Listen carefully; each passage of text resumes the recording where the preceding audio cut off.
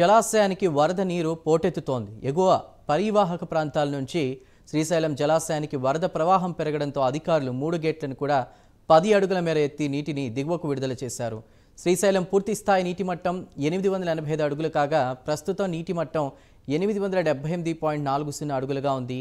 శ్రీశైలం పూర్తి స్థాయి నీటి నిల్వ సామర్థ్యం 215.80 టీఎంసీలు కాగా ప్రస్తుతం 179.89 టీఎంసీల నీటి నిల్వ ఉంది.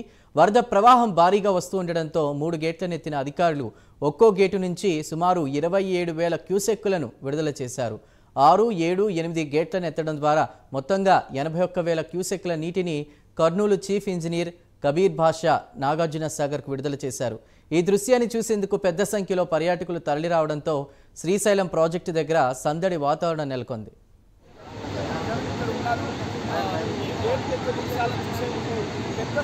వేల సంఖ్యలో